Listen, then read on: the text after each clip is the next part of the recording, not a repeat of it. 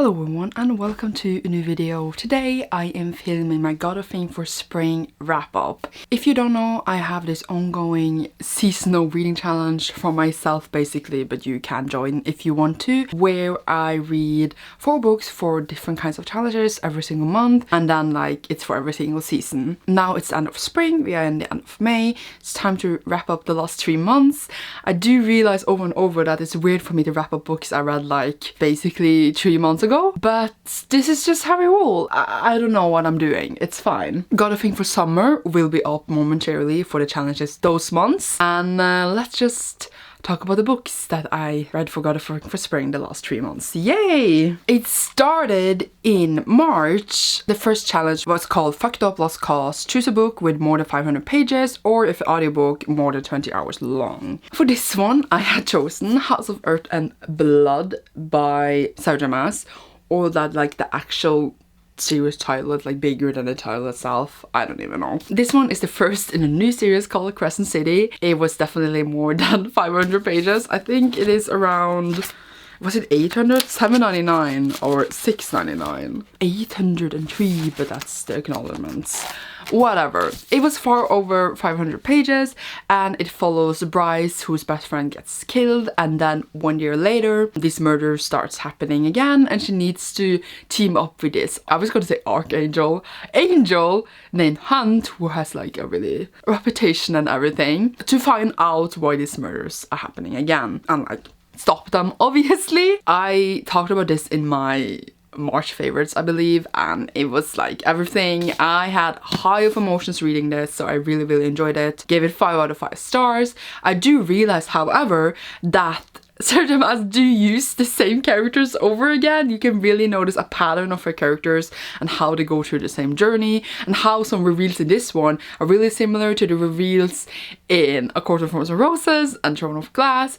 And even so, it's very enjoyable. I really enjoy her books. I love them. I'm trash for them. I do see that pattern, and I just think it's ironic that she's basically reusing her characters and then changing it a bit. Let's see how this story develops. I am really excited and I really enjoyed it, and I'm trying to keep my thoughts brief because videos last so long, yay. Editing is such a pain. The next challenge for March was called Head in the Clouds, and it was to choose a urban fantasy book released in 2019.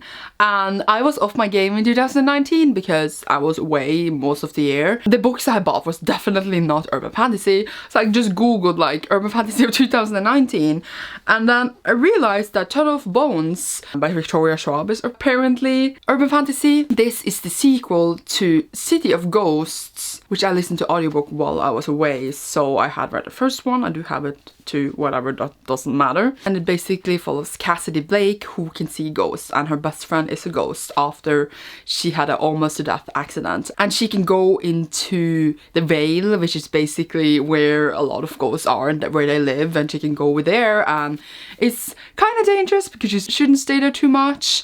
And the first one is set in Scotland, Edinburgh, however you pronounce that, I am sorry. And this one is set in Paris, so we move around, and a third book is coming in March next year because the release date was moved because of everything, and I'm really excited. So they're just these fun books. It's middle grade, so it's very much easy to read, and I flew through this one in one sitting, and it's so much fun, and the themes of friendship and ghosts, which is spooky, and everything, the whole feeling of the book is just a fun time. The atmosphere is great, and the writing is awesome, and even the twists and turns and the ghost story in general, it's just a great time, and I gave this 4 out of 5 stars. I don't know why I'm moving my hands so much. The next challenge for March was called A Letter of Breath I Didn't Know I Was Holding. It was to choose a book that I had on my TBR for more than a year, and I chose Jane Eyre, that I had on my TBR for several years, and I wanted to read this because I wanted to read a retelling of this one by the Lady Janeys, and I had read the first Lady Janeys book, but I hadn't read the original Jane Eyre, so I felt I needed to read this before I read the other one. Oh my god, this was a ride. March was a hard month for me because I was in a reading slump, so this one did not help whatsoever. It's a classic. I feel like reading classics could be important to see the literature and stuff, especially like non-works that you really want to read, but I feel like it shouldn't be an obligatory thing to do if you're not interested. That was another discussion that had nothing to do with this. What is happening? Either way, I don't know what to say. I don't even remember. Jane Eyre is about Jane Eyre, who like is basically thrown out of her home, and she goes to this school place, really like religion, and she grows up there, and then she gets a job at this house to be a tutor for this girl, and this girl is the ward for Mr. Rochester, who is like double Jane Eyre's age, and it's like, I guess, a love story between them and other important themes in the book that you can discuss if you go to a class and discuss Jane Eyre. But for me that read it for enjoyment, I don't even know, like, for the first of all, I always struggle with writing in these because just like it's very different, but like I got it. The story was just very dry.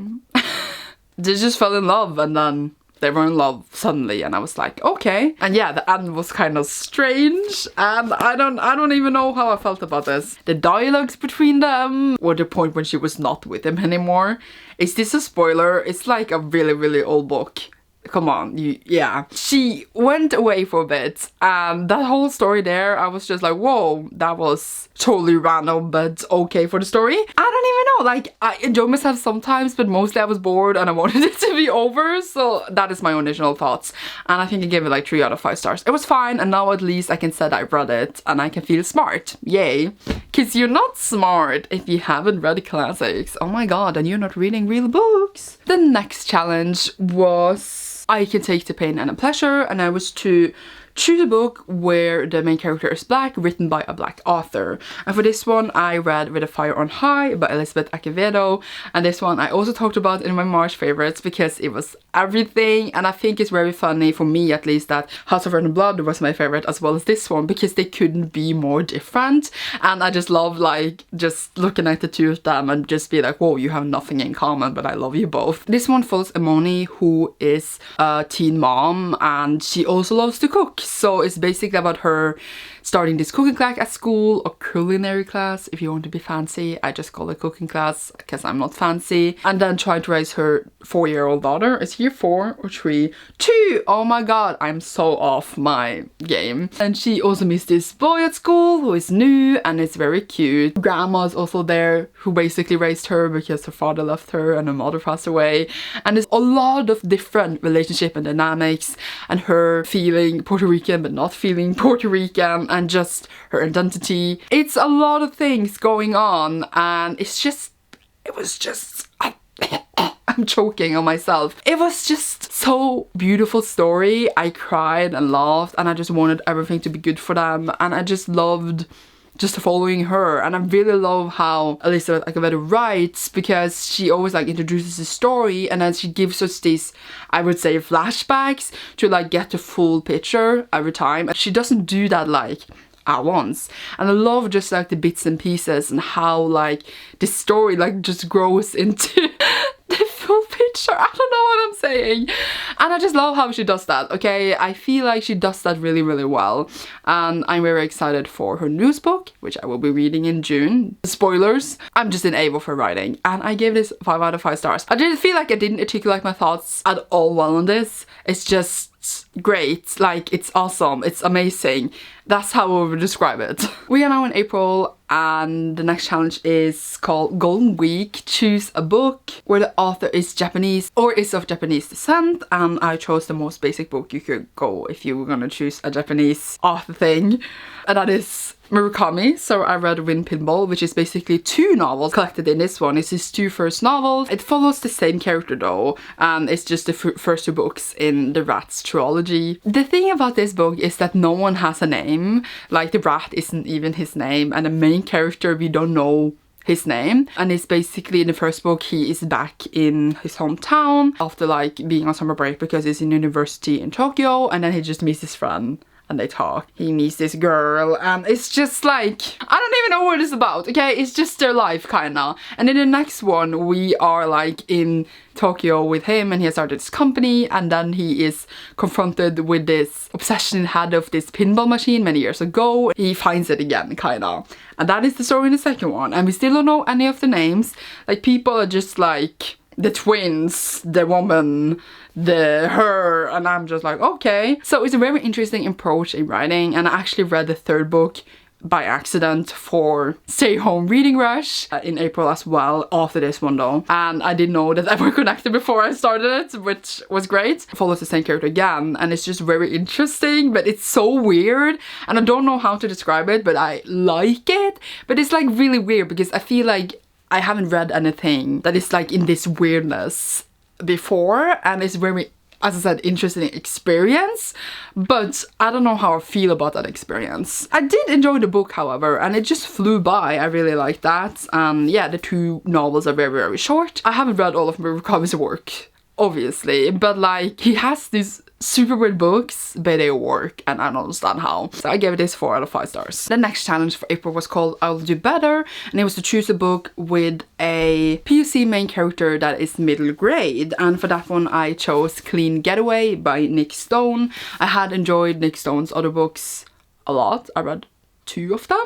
I had to think really hard. This one follows Scoob, who has come in a lot of trouble at school, and he's running away with his grandma that goes on this insane road trip. I call it insane because his grandma is an intense woman. She's also white and he's black, so there is that distinction between them that like is reflected upon in the book a lot. And it's also like a very short book. It's just like 200 pages, but oh my god, Nick Stone managed to get a lot into such a short amount of time. So yeah, they go on this road trip, and when they go on this road trip they also go through a lot of memories and places that was important for Black history, unless I remember very incorrectly. And we also just get to know Scoob a lot as a character and follows his grandma's backstory, which is again crazy. I loved her so much, and just Scoob is such a great character and made me cry. So it's just a very, very sweet feel-good book that is just road trip of adventure, but also has a lot of serious themes in it. What more to say? I read this in one sitting, and now it feels like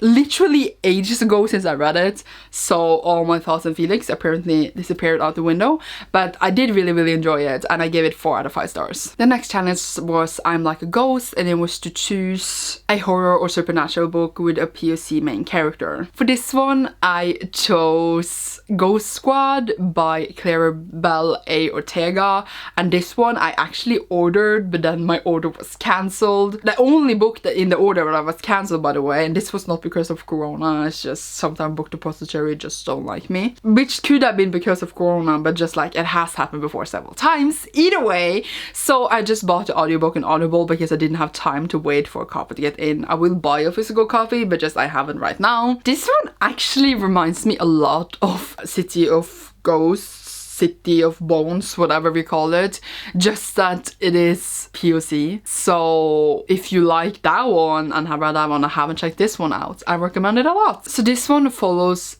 loosely Luna, and she can see ghosts as well. She can see the ghosts of her ancestors and her family, which like means a lot to her because then it doesn't feel like they went away. This is a current thing in her family. And then accidentally her and her best friend Sid releases spirits in their town, and they have to save it with the help of Sid's grandma Babette and their cat, and it's just a very cute and fun story where they have to stop the spirits for taking over. And it has some spooky scenes. I was listening to the audiobook and I was just like, what is going on? What are these creepy spirits? And it was a lot of fun. I really just liked the best friends relationship between the two girls and just all that. It was a very short audiobook. I feel like the ride was so short and that I would want more time with all of them. It doesn't say right now if it's a series or not. I think it is a standalone for now, but I think it could definitely be widened out and be more because it was so much fun. Like, it is a middle grade, so of course I didn't like pee my pants of fright. But it was just a lot of fun. The atmosphere was great. It was just generally like Ghostbuster feels, which is what was the point, where you just saw this ghost hunts and stuff. I don't know what to tell you. Like, it was a great book, okay? It was a lot of fun. It's very hard to tell you my feelings apparently when I just enjoyed it a lot, because I just enjoyed it a lot and it was a lot of fun, and I had said it like 5 times. 4 out of 5 stars. Moving on. The next challenge is called La Vie en Rose, and is to choose a book set in Europe with a POC main character, and for this one I chose Queenie by Candice Carty Williams, and this one set in London, England, and it follows Queenie. It follows her really having disaster meetups with different kinds of men in the beginning, and she realized that this is like a deeper thing in her psychology for like depression and different things, and it's just her coming to realization of like her mental health. And like, that's not what all the book is about, but there's a lot about that, and her relationship with her mother, and her relationship with men, and her relationship with herself, and how she is really not okay, but she just thinks she is okay. She did frustrate me a bit, because she goes out and makes these bad decisions over and over, like meeting these men that she know maybe are not good for her, and she like just does it anyway because she thinks whatever. And the same with like her job, where she gets chances over and over but she doesn't follow through them. But I feel like also that's a lot because of her mental health and her mindset, because I feel like she can't help it in a way, because she's such in a bad place that like it's really hard for her to do these things that for us that are not mental health struggles, at least for not right now, can just do it easily. And that is to show like more how it can be, not that like you're literally sad and can't do anything, but like it comes in subtle ways. Yeah, there's also this friend in here that made me so mad, because I just hate that kind of thing. I don't know how to describe it without spoiling it, but like it made me really mad, not at Queenie but at the friend. I really enjoyed the book. I feel like you start to care for her a lot, and it's a very interesting story, really intricate story with a lot of important themes. I feel like some of the themes in the book were maybe a bit unbalanced, because they were brought up at certain places but it like didn't fit in the rest of the story, and it was just brought up when it was kind of convenient for them. And that is like my main issue, that I feel like it could have been balanced a bit more, so it felt more natural when those themes came in the book. But other than that, like as I said, I enjoyed it a lot, and I'm glad I read it because I wanted to read it for a long while now, and I gave it 4 out of 5 stars. We are now in May, so we are soon there. The first challenge for May is called Boomer. Choose a historical fiction with more than 400 pages. So May is also Asian readathon, so I made all of the books in May Asian on purpose, since I only want to read Asian books in May in general. And for this one I chose Pachinko by Min Jin Lee. This one is historical fiction, and I have for some reason a Norwegian arc of it. So yeah, I read it in Norwegian, and yeah, whatever. So this one basically follows this Korean family, mainly Sunya, who then marries this dude and I go to Japan. And we follow this family through like basically like 5 generations, because we do follow her mother a bit as well. And we just see how because it starts in the 1900s, and we see them towards 1980s, and we see how the Koreans were treated by Japanese people through like so many generations, and how awful it was for them. Oh my god. And also just like this family and different relations, some dies, some lives, there's many different relations and stuff between them. It was an intense ride, I'm telling you. I started to care so much for these characters. Like, I just wanted them all to be okay. Like, they were all my best friends, and I feel like the book did such a good job of this. I don't read a lot of adult fiction, I feel like, and adult historical fiction at least, like I have before of course, but this one was just so good. Not saying that that genre isn't good, by the way. I'm just saying that I don't read much of it. But this one was so good that made me want to read more in the genre, at least like set in other countries than Europe maybe. Being poor and being Korean in Japan in this time and just like this family, it was everything. I just came to a point where I just wanted to read so much to find out what was going to happen to these people.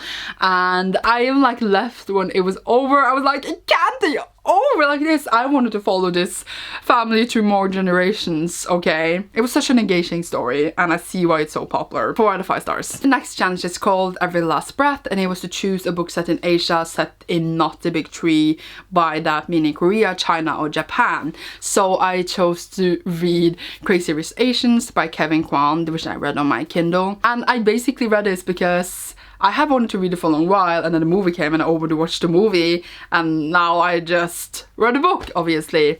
So this one follows Rachel, who is going to Singapore with her boyfriend Nick, and then she finds out basically that Nick is insanely rich. And we also follow different people in Singapore. And did they all live in Singapore? Maybe they also lived outside Singapore? I don't even remember. Either way, the fact that I read this book last week, for all the different parts of Nick's family and how they all interact with each other and how they're all very rich. And Rachel comes into all this and it's like, oh my god, you're rich. I don't really care. I mean, like, this is a bit insane, but okay, no. Like, basically. And it's like a chick flick, contemporary. It's basically just fun times. It's not supposed to be, I think, super serious, and it's just the greatest time. I thought it was very addicting and fun to just read about all these people and their money. Of course, Singaporeans has actually said that like that doesn't represent their daily life and that they only show upper class. I have that in mind, but also it's supposed to show Crazy Rich Asians, which is the title.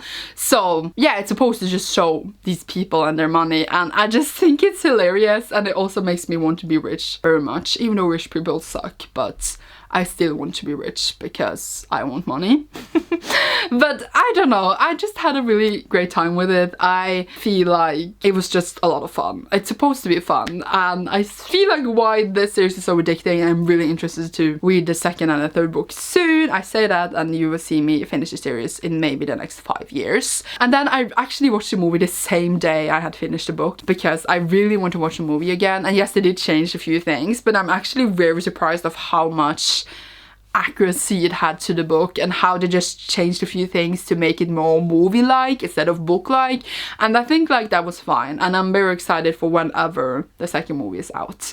And yeah, I gave the book 4 out of 5 stars and I had a great time with it. It was very different from Pachinko, I just realized. I just think that's funny to reflect upon. The next challenge is called Do Not Go Gentle, and it is to choose a manga or a comic with LGBTQ plus representation. For this one I read I Hear the Sunspot by Yuki Fumino, and this one is the first in this series. Follows Kohei, who has an hearing disability, and he meets Taichi, and Taichi becomes his like note taker, because since he has a hearing disability he can't hear everything in class and he needs someone to take some main notes for him, so it's easier for him. They both go to law school, by the way, so it's actually not set in high school. It's basically about them becoming friends, and that Taichi loves food. Kohei is like, doesn't want to get to know people because he always feels like a burden, and he's just like, leave me alone. He's been like alone for a long time, and they grow into this friendship and more, but Kohei does like Taichi more than just a friend. That's not a spoiler, since I feel like I should say what the representation is in this. It was very sweet. I have been wanting to read this for a long time. Like, I saw it in the bookstores like years ago, and I saw this and I was like, oh my god, I want to read it, but then I never did, and now we are here and I'm very happy that I did. It's very, very sweet. Of course, has a bit of tone of sadness to it because of the different characters and what they go through, but overall a very solid story, and I want to continue because I need to know what's going to happen, like now. 4 out of 5 stars. The next challenge is I'm Your Bunny, and that is to choose a book with an LGBTQ main character that is POC. For this one I chose The Love and Lives of Rukhsana Ali, which follows, surprise, Rukhsana Ali, who is a lesbian, Muslim and Bangladeshi girl, and she has this girlfriend named Ariana, but her family does not know that she is a lesbian, and she just got into a really cool school in California which is like physics program, I believe correctly. I like school names in the States just flies me by. I'm really sorry. It's a really big deal because she's there on a full scholarship, if I believe correctly, and she's like super happy, and her parents are like, yay, you need an education. So you can be a better match later when you get married. Joking. They're not completely like that, but they do have the thought set of this, and she's very scared to go out to them, and her and Ariana are going to the same school or just the same coast. I am confused. Either way, she does, however, is found out. The parents do catch Ariana and her, and she is then they go to Bangladesh. And I really like this sentence, okay? As she learns more about her family's past, will she find the courage to take control of her future? So basically her parents are forcing her there, and they don't want her to go home again and just engage to a man because they want to fix her. And it's a very difficult book to read because it has, well, so much homophobia in it, of course, but it has so much negativity around it, and there's so much sadness when her parents find out this, and it just hurts a lot. It's very painful to read, so like, it's not a happy book all the way through, okay? And I did enjoy it a lot. I feel like it's very, very real and important, but I did have some issues with it as well. Like, first of all, I didn't sometimes like the writing because it was a bit flat, which made everything feel less important than it was. And I didn't kind of like Ariana, which was her girlfriend, because they're supposed to be this, oh my god, we ship them, but we only see Ariana's one side, and she's always very, I would say, not insincere, unthoughtful, and like only thinks about herself. I feel like of course you should look after yourself, but I feel like she was very much not understanding of Roxana's situation. I know that is hard, especially since they're so young. Maybe not so young, they're going to college, 17, 18. I guess a bit young then, but like at the same time it made me like not like Ariana that much because of the sides we are shown of her. I'm sure she's not like that all the time, but that is what we are shown in the book. So that made me like feel like towards her. And there's this one happening in the book that I didn't like because it basically only happened so that her parents would change their minds, kinda.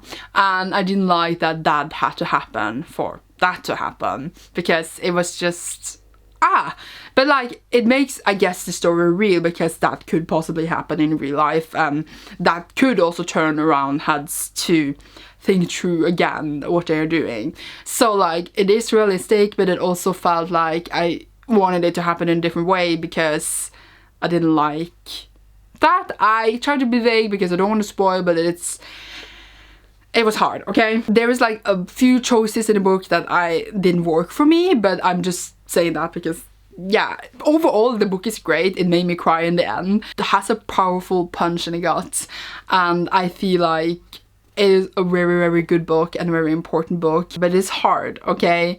And a part of me is like, even though the end was very sad, there's neighbors. Why is there neighbors? The end is hopeful and happy, but a part of me is like, did it deserve to be? I'm not saying, not towards Roxana, I wanted her to have all the happiness in the world, but did they deserve that? And I'm conflicted, but like Roxana's her life, she does her own choices, she's not me. I cried. What was the last thing I want to say? It does show like, even though her parents had a very homophobic reaction, it does also show that not all people are like that. It does show different sides of like Bangladesh people and the people of their religion.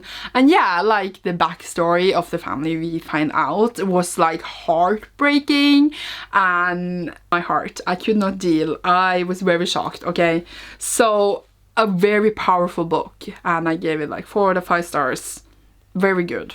Would recommend a lot if you are able to read it. That was it for all the books I read in Gotta Think for Spring. Yay, finally done. I feel like we were here way too long. What is this? This just dangle on my finger. I hope you enjoyed this video. You will see me soon in a new one. Soon Gotta Think for Summer. I hope you would join me, but you don't have to. I'm just doing this for fun, to feel accomplished in life when I fulfill challenges. I don't make them myself, by the way. I make my best friend do it. Thank you so much for watching. You will see me soon. Bye!